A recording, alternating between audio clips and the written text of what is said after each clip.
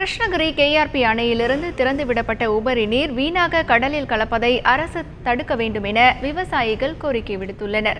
கர்நாடகாவில் பெய்து வரும் கனமழை காரணமாக கிருஷ்ணகிரி கேஆர்பி அணை நிரம்பியுள்ளது. அணையின் பாதுகாப்பு கருதி அணைக்கு வரும் 1000 கன அடி நீர் தென்பெண்ணை ஆற்றில் இருந்து திறந்துவிடப்பட்டுள்ளது. இதனால் தருமபுரி, விழுப்புரம் உள்ளிட்ட 5 மாவட்ட கரையோர மக்களுக்கு வெள்ள அபாய எச்சரிக்கை விடப்பட்டுள்ளது. கேஆர்பி அணையிலிருந்து வெளியேறும் 1000 கன அடி நீர் 5 மாவட்டங்கள் வழியாக வீணாக கடலில் கலக்கும் நிலை ஏற்பட்டுள்ளது.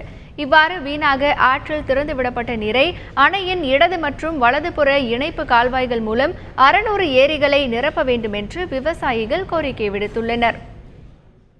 இதில் 12 செக் டேம் மூலியமாக கொடுக்கப்படுகின்ற இந்த தண்ணீர் அத்தனை செக் டேமில் இருந்தும் இணைக்கப்பட்டுள்ள ஏரிகளுக்கு தண்ணீர் கொடுக்கப்படவில்லை. ஆகவே உடனடியாக இவைகளுக்கு அத்தனையும் தண்ணீரை கொடுத்து இந்த உபரி நீராகப்பட்ட தண்ணீரை அனைத்து ஏரிகளுக்கும் இணைப்புகளில் உள்ள கால்வாய்க்கு முழுவதுமே நீர்நிலைகளை நிரப்பி உபரியாக விடாத அளவுக்கு நிலத்தடி நீர் மட்டத்தை பெருக்குவதற்கு உண்டான வழியை அரசு செய்து கொடுக்க வேண்டும் என்ற கோரிக்கையை அரசின் முன் வைக்கிறோம். இதன் மூலம் பல லட்சம் ஏக்கர் விவசாய நிலங்கள் பயன்பெறும்.